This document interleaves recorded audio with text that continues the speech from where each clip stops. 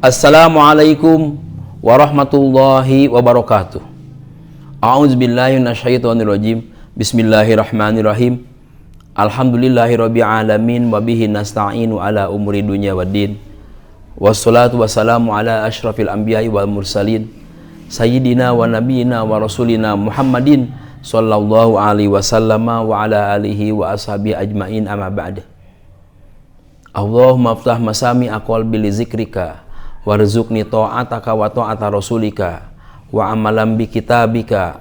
Allahumma aghnini bil ilmi wa zayyinni bil hilmi wa akrimni bit taqwa wa jamilni bil afiyah bi rahmatika ya arhamar rahimin. Para santri di manapun kalian berada, tentu kalian hari ini, saat ini sedang berada di rumahnya masing-masing bersama keluarga, orang tua, adik kakak, dan sanak keluarga. Semoga kalian senantiasa istiqomah melaksanakan ibadah, belajar, dan berusaha untuk meningkatkan segala amal kebajikan. Semoga kita semua selamanya mendapatkan ridwan Allah Subhanahu wa Ta'ala. Mari kita lanjutkan pengajian kitab Tafsir Jalalain, surah Ali Imran. A'udzubillahi minasyaitonirrajim. Bismillahirrahmanirrahim.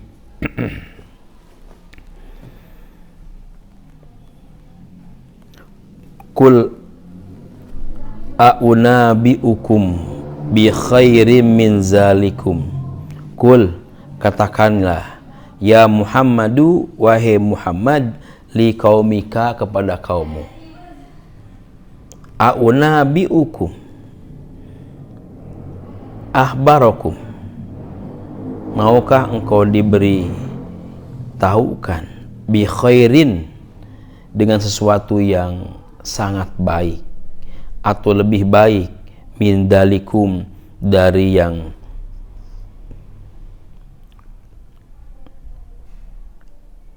al-mazkuri, dari yang telah diceritakan itu, yaitu yang diceritakan tentang hubus syahawat minan nisa'i wal banin wal khanatir al muqantarati minaz zahabi wal fidati wal khailil musawwamati wal an'ami wal harb. Maukah engkau diberitahukan tentang sesuatu yang lebih baik dari semua itu?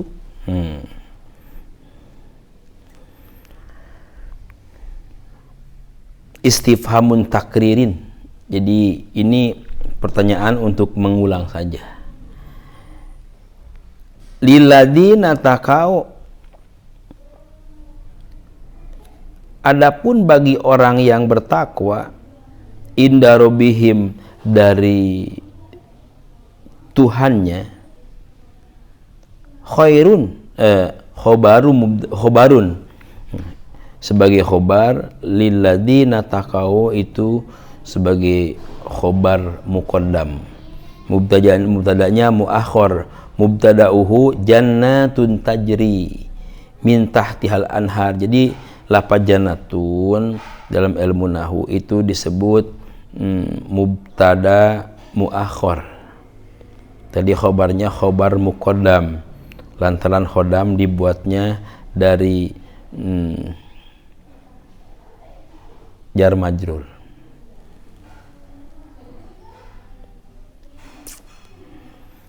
Jannatin tajri, yaitu surga-surga, tajri yang mengalir, min tahtihal anharu khalidina fiha, bagi orang-orang. Tadi dikatakan bahwa maukah engkau beritahukan sesuatu yang lebih bagus daripada yang pernah disebutkan tentang emas, tentang perak, tentang harta, tentang seluruh masalah urusan duniawi, yaitu bagi orang yang bertakwa dari Tuhannya ada surga yang mengalir dari sekelilingnya, dari bawahnya surga itu al-anhar, bengawan-bengawan.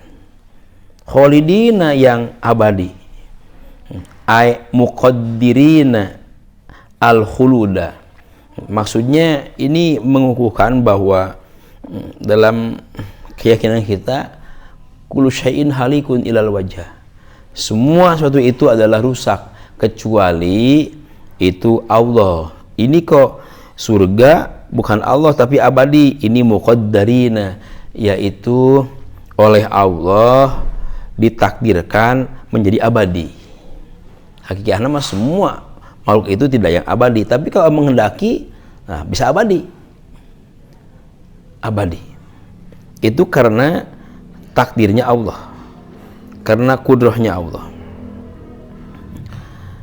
Jannat tajri min tahtihal anhar khalidina fiha, yang abadi selamanya fiha di dalam surga. Idza dakhuluha, tatkala masuk mereka ke dalam surga, wa azwajum mutahharoh, di sana ada jodoh-jodoh yang bersih-bersih. Maksudnya ada wanita-wanita yang suci. Di sini minal haidi wa ghairihi mimma yastakdiru. Suci selamanya dari haid, nggak pernah haid, nggak pernah kencing, nggak pernah berak. Kalaupun ada keringatnya, harum bagaikan misik. Kalau kita di dunia akan siapapun juga, cantik apapun juga perempuan, kalau makan jengki tetap aja bau jengkol. Nah, tapi di surga, perempuan surga makan apa yang dia makan, maka tidak pipis, tidak berak, dan juga tidak haid. Malah kalaupun ada keringatnya pun juga harumnya bagaikan kasturi. Nah, ini adalah merupakan lambang-lambang kebahagiaan dan kenikmatan. Ini perempuan-perempuan jodoh-jodoh yang suci-suci. Malah ada dalam keterangan yang lain bahwa kelak di akhirat itu di surga yang menjadi ratunya bidadari sebetulnya adalah istri-istri, bukan wanita perempuan nih, istri-istri ya, istri-istri yang solihah. Jadi istri yang solihah, yang takwa kepada Allah, taat kepada suaminya dalam mengabdi kepada Allah, maka dia kelak di akhirat bakal menjadi ratunya bidadari. Ini luar biasa. Jadi perempuan yang soleh kelak akan diangkat oleh Allah menjadi ratu bidadari di surga. Waridwanun, dan keriduan Allah. Waridwanun bikasri awalihi, ridwanun wa dhammuhu ay ridwan katsirun, yaitu keriduan yang sangat luar biasa dari Allah. Minallahi, dari Allah. Wallahu basirun, Allah yang maha mengetahui. Alimun, yang maha tahu bil ibadi, kepada hamba-hambanya. Payujazi kulan minhum bi amalihi, maka Allah pasti bakal membalasnya kepada hamba-hambanya bi amalihi, lantaran amal-amalannya. Jadi amal-amal manusia oleh Allah siapapun juga tidak akan ada yang dirugikan. Mereka akan dibalas oleh Allah, akan diberi kehormatan, penghargaan oleh Allah. Maka apabila orang tidak beramal, ya nggak dapat apa-apa nanti dari Allah. Yang dapat yang beramal saja. Amalnya pun juga nanti lihat dulu amalnya. Apakah amalnya memang dasarnya karena Allah atau karena yang selain Allah? Yang Allah terima adalah manakala dia beribadahnya, beramalnya semata-mata karena Allah Ta'ala. Maka bila amalnya karena Allah Ta'ala, kelak akan mendapat balasan dari Allah. Payujazi kullan minhum bi'amalihi, tidak ada amal sedikit pun yang tidak dibalas oleh Allah. Bahkan Allah itu kalau membalas amal kepada hamba-hambanya tidak tanggung-tanggung itu. Kalau 10 itu minimal itu, bahkan 700 pun juga masih minimal itu. Sebab intinya Allah kalau mau memberikan balasan kepada hambanya adalah sampai-sampai ghairu mamnun tuh, tidak terhitung. Kita bisa dilihat nih bahwa Allah tuh kalau manakala sudah memberikan balasannya kepada orang-orang yang ikhlas dalam amalnya ghairu mamnun, tidak terhitung, nggak bisa diukur dengan materi, nggak bisa diukur dengan hitungan. Saking jumlahnya memang bukan jumlah yang bisa dihitung. Kenapa? Balasannya luar biasa. Kenapa? Surga. Kita tahu bukan? Surga itu kenikmatan yang sangat sempurna. Kalau surga 99, di dunia 1, ya jauh sekali dah. Sudah bisa membayangkan kita betapa pahala dari Allah lebih jauh menguntungkan kepada siapa orang yang membuat amal soleh. Nah, kemudian amal-amal soleh manusia itu kan mungkin kalau usianya 100 tahun dah, amalnya belum tentu 100 tahun tuh. Manusia amalnya umurnya 100 tahun misalnya, tapi kan amal-amalannya tidak mesti 100 tahun, mungkin aja kurang 100 tahun. Memang ada salahnya, kadang ada benarnya, tapi kalau salah bertobat kepada Allah, kalau benar bersyukurlah kepada Allah, maka dia orang-orang yang memang benar beruntung.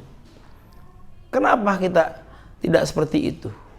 Jadi kalau salah dia mohon maaf, kalau dia kebetulan bisa beramal soleh dan bersyukur kepada Allah, jadi senantiasa berusaha untuk beramal soleh dan meningkatkan amal soleh, maka ada berkah dalam hidup itu. Berkah itu apa? Subutul khairi wa ziyadatuhu. Berkah itu adalah amal yang sudah bagus itu tetap ditambah amal yang bagus yang baru. Artinya amal itu meningkat, bukan ditukar, bukan diganti. Ini ada amal yang baru, yang lama kagak ada, hilang itu. Itu tidak berkah namanya. Jadi amal itu kalau manusia usianya 100 tahun, amalnya kan nggak bakal 100 tahun itu. Misilah diambil setengahnya itu 50 tahun dia amalnya. Tapi dia dasarnya takwa kepada Allah. Maka apa pahala dari Allah? Surga. Yaitu kenikmatan selama-lamanya. Bayangkan. Jadi itu pertanda bahwa balasan dari Allah sebetulnya tak terhingga, tidak terhitung, gak ada jumlahnya. Nggak bisa dibandingkan dengan apa yang ada di bumi ini. Kenapa? Surga itu kebahagiaan selama-lamanya. Padahal amalnya dia tidak sampai 100 tahun. Tapi karena takwanya kepada Allah, ibadah yang ikhlas, maka dia beruntung luar biasa. Dibalas oleh Allah dengan kenikmatan selama-lamanya. Maka untuk kita para santri, sebuah pelajaran, kita berusaha beramal soleh. Sekali-kali salah, itu tapi jangan dijadikan sebuah rencana, mau salah, nanti amal soleh aja, nggak bisa. Kalaupun kita berbuat amal soleh karena Allah Ta'ala, kalaupun dia berbuat amal salah, cepatlah bertobat kepada Allah. Kata Rasulullah, atbi'is sayyi'atal hasanah tamhuha. Atbi'is sayyi'atal hasanah tamhuha. Kalau kita berbuat amal salah, cepatlah beramal soleh, tamhuha. Nah, supaya seimbang, supaya impas, supaya terhapuskan. Karena memang amal-amal soleh itu bisa mengimbangi amal-amal yang salah. Sehingga kalau soleh 10, salah 10, ya seri lumayan lah. Tapi kalau amal salah terus gak amal soleh, wah ini yang berabe, ini bahaya nih. Jadi dengan demikian, santri harus senantiasa meningkatkan amilus solih, amal-amal soleh. Dan kalaupun suatu waktu ada salah, salah itu bukan direncanakan tapi kebelet gitu kata orang Sunda. Kebelet itu karena tidak disengaja. Dia berbuat salah, segera bertobat kepada Allah. Tidak ada dosa yang tidak bisa dimaafkan oleh Allah selain musyrik kepada Allah. Selama kita minta maaf kepada Allah, innallaha ghafurur rahim. Allah itu maha lautan ampunan. Jadi apapun yang kita lakukan, bila kita mohon ampun kepada Allah dan ampunnya yang benar-benar, mohon ampunnya yang benar-benar kepada Allah, bertobatnya nasuha yang sungguhnya, maka insya Allah Allah akan menyanyiakan kemauan kita, yaitu ingin dimaafkan dosanya. Insya Allah akan dimaafkan dosanya asal tobatnya sesuai dengan tata cara tobat yang diatur oleh syariat. Para santri dimanapun berada dan para alumni tentunya, saya kira pengajian kita pada kali ini cukup sekian, dan terima kasih atas segala perhatiannya. Semoga kita senantiasa diberikan oleh Allah taufik dan hidayah. Terima kasih, alhamdulillahirabbil alamin, ala kulli hali wa ni'mah, subhanakallahumma rabbana bihamdika asyhadu alla ilaha illa anta wahdaka la syarika laka Astaghfiruka wa atubu ilaik. Assalamualaikum warahmatullahi wabarakatuh.